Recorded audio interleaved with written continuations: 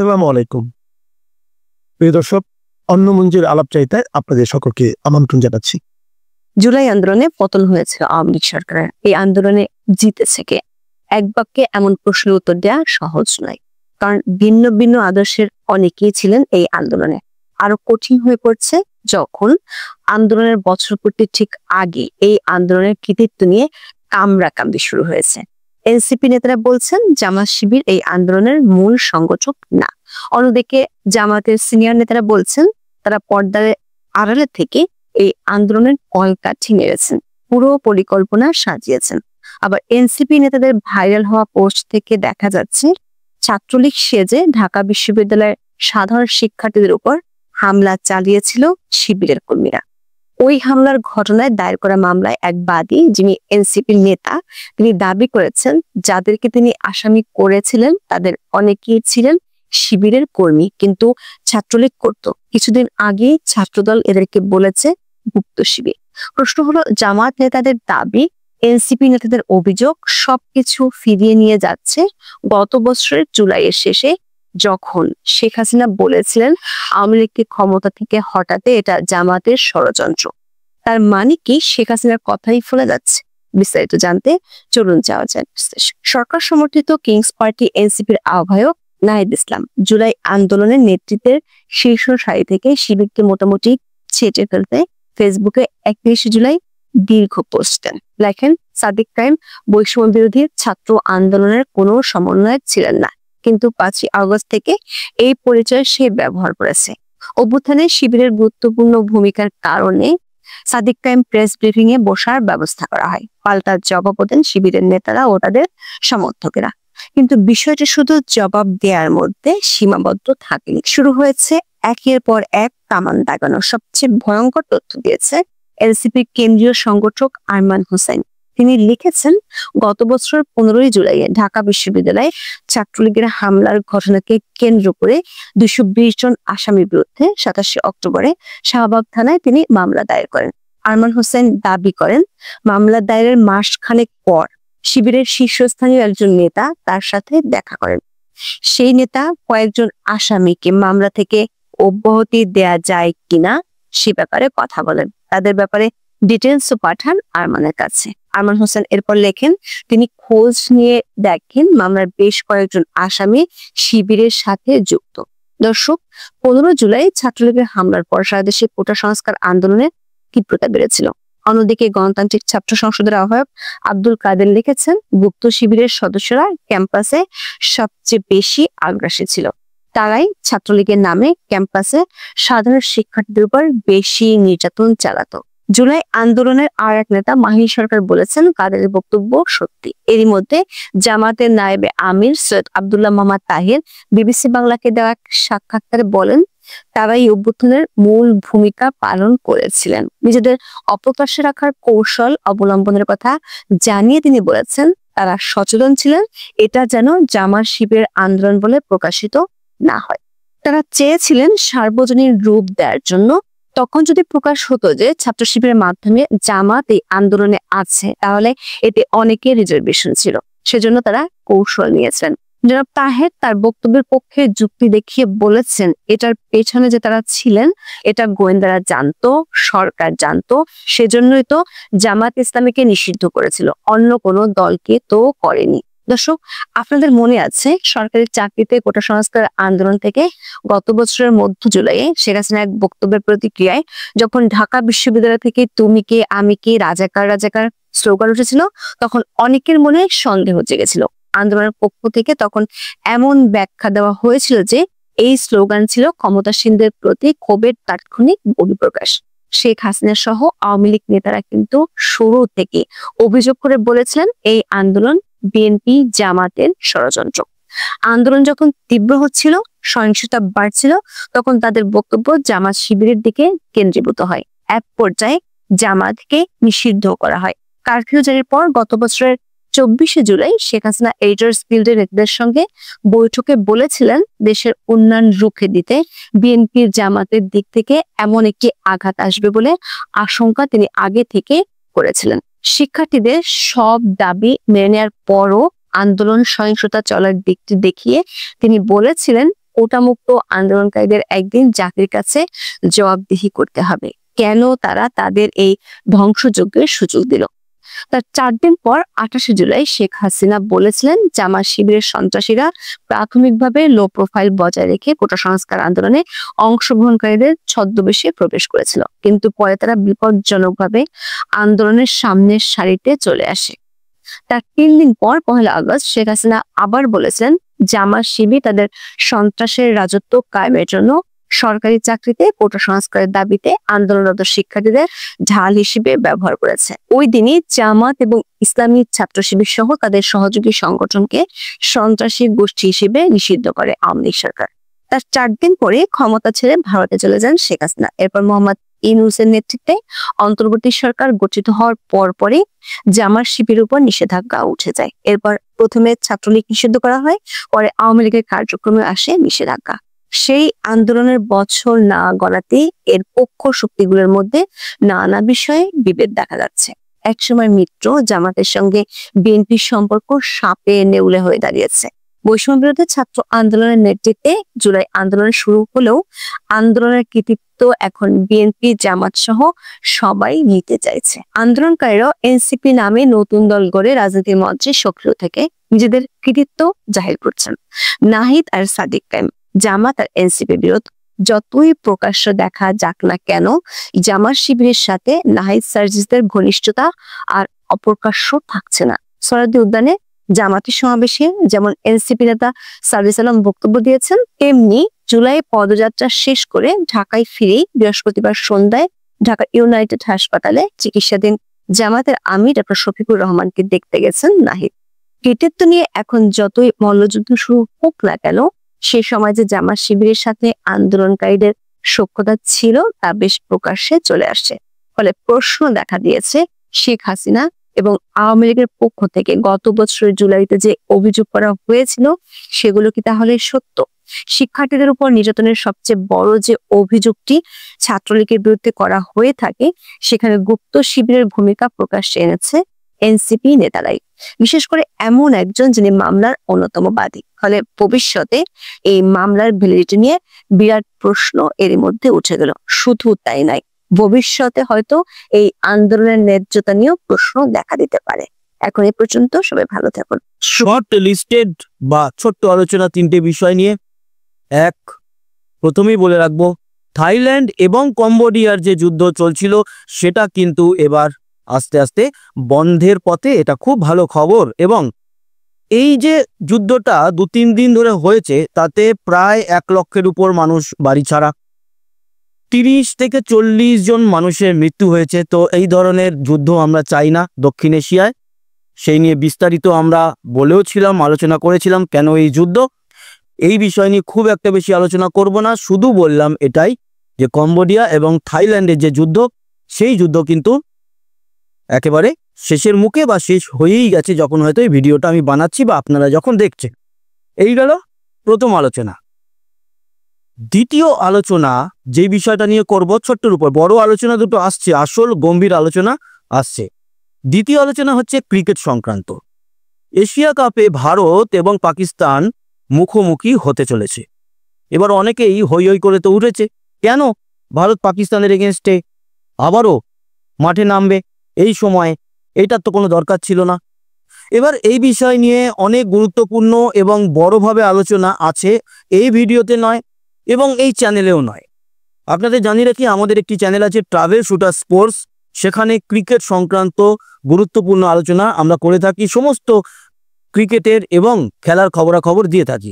তো সেখানে এই বিষয় নিয়ে আলোচনা হবে, কেন ভারত খেলতে চাইছে আর কেন ভারতবাসীরা তার এগেনস্টে বিসিসিআই কে বয়কট করার চেষ্টা করছে, এই সমস্ত আলোচনা সেখানে করবো। এই জন্য এই খবরটা অ্যাভয়েড করলাম, কিন্তু ছোট্ট করে খবরটাও দিলাম যে এশিয়া কাপে ভারত পাকিস্তান মুখোমুখি হতে চলেছে।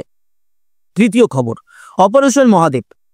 অপারেশন মহাদেব হচ্ছে গিয়ে আজকের খুব গুরুত্বপূর্ণ একটা টপিক, কিন্তু আমি অপারেশন মহাদেব নিয়ে বড় বেশি কিচ্ছু বলবো না, শুধু এটুকু বলবো জম্মু কাশ্মীরের দিকে একটি অপারেশন চালিয়েছে ভারতের সেনাবাহিনী, স্পেশাল টাস্ক ফোর্স, এবং 3 জন জঙ্গিকে ফিনিশ করেছে। তার মধ্যে একজন জঙ্গি পেহেলগাঁও হামলার সঙ্গে যুক্ত বা বলা হচ্ছে সে মাস্টারমাইন্ড, তার নাম আপনারা সমস্ত কাগজে কিংবা বিভিন্ন মারফতে জানতে পেরেছেন। তার নাম প্রকাশ করার কোনো প্রয়োজন নেই। ওই রকম একটি জঘন্য নামকে আমি মনেও রাখতে চাই না, বলতেও চাই না। কেন এই বিষয় নিয়ে ডিটেলসে আলোচনা করব না, তার কারণ পেহেলগাঁও হামলার যে ঘটেছিল প্রায় 4 মাস হয়ে গেল, আজ একজন মারা গেল। আমরা সম্পূর্ণ কমপ্লিট হওয়ার পর যে কজন ছিল সব ফিনিশ হওয়ার পর খবর শুনতে চাই। ওই একজন মারা গেল, মাস্টারমাইন্ড মারা গেল, এইরকম খেপে খেপে ইনস্টলমেন্টে চাই না। অপারেশন সিঁদুর হয়ে গেছে, সেটাও প্রায় কমপ্লিট। অনেকেই বলবেন না না কমপ্লিট হয়নি, আনঅফিসিয়ালি না হলেও, বা মাফ করবেন অফিসিয়ালি না হলেও আনঅফিসিয়ালি সিঁদুর কমপ্লিট অপারেশন। আপাতত আর কিছু হবে না, ওই একটাই কথা যে সিন্ধু নদের জল বন্ধ থাকবে, বাকি নদীগুলোর জল বন্ধ থাকবে। আর এই মুহূর্তে আর কোনো আক্রমণ আপাতত পাকিস্তানের উপর হবে না ভারতের তরফ থেকে। কিন্তু যদি কোনো জঙ্গি আক্রমণ হয় তাহলে সঙ্গে সঙ্গে যুদ্ধ শুরু হবে, সেটার অপারেশনের নাম অন্য হবে, অপারেশন সিন্দুর। আপাতত আপনারা ধরে রাখতে পারেন যে কমপ্লিট। এখনো 2জন জঙ্গি বাকি আছে তাহলে, বা আরও 2-1জন 3জন বাকি আছে। আমরা এই সমস্ত ইনস্টলমেন্টে খবর চাই না, একবারে ফিনিশ করুন। এতদিন ধরে তারা বেঁচে থাকে কি করে? ভারত গভর্নমেন্টের কাছে অনেক দিন আগে বদলা চাওয়া হয়েছিল, সেখানে পাকিস্তানের উপরে আক্রমণ, পাকিস্তানের উপরে সবকিছু করেছি আমরা, তার জন্য হ্যাপি, সবকিছু ঠিক আছে। কিন্তু আনহ্যাপি এটাই, যারা সেই হত্যাকাণ্ড ঘটিয়েছিল তারা এখনো পৃথিবীর মধ্যে শ্বাস প্রশ্বাস নিচ্ছে কি করে? এটাকে ফিনিশ করুন। তবে অপারেশন মহাদেব যেটা হচ্ছে সেটা নিয়ে বলার মতো যেরকম আছে সেরকম না বলার মতোই ব্যাপার বেশিটাই রয়েছে, কারণ এখনো বেশ কিছু জঙ্গি এই পৃথিবীর বাতাসে তাদের নিঃশ্বাস প্রশ্বাস ত্যাগ করছে, এটা ভেবে রাখবেন। এবার আসি দুটো গুরুত্বপূর্ণ আলোচনায়। এক, আমাদের পশ্চিমবঙ্গে কি রাষ্ট্রপতি শাসন জারি হবে?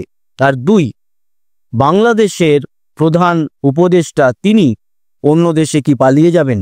এই দুটো বিষয় আজকের গুরুত্বপূর্ণ এবং হাইলাইটেড কন্টেন্ট আমার এই ভিডিওতে, বা আমার নয় আপনাদের এই ভিডিওতে, যেটা আমরা আলোচনা করছি। প্রথমে চলে আসি আমাদের পশ্চিমবঙ্গে। কেন বললাম রাষ্ট্রপতি শাসন? তার কারণ বিহারে অলরেডি যখন আমাদের ইলেকশন কমিশন ভোটার লিস্ট তৈরি করছে 2003 সালের আগের সবাইকে রেখে, যারা মৃত তাদেরকে বাদ দিয়ে, এবং যারা এই মানে বিহার ছেড়ে অন্য জায়গায় চলে গেছে সে সমস্ত করে, এবং তারপরে যাদেরকে নতুন করে অন্তর্ভুক্তি হয়েছিল তাদের বিচার বিশ্লেষণ করে প্রায় 56 থেকে 60 লক্ষ ভোটারের নাম বাদ গেছে।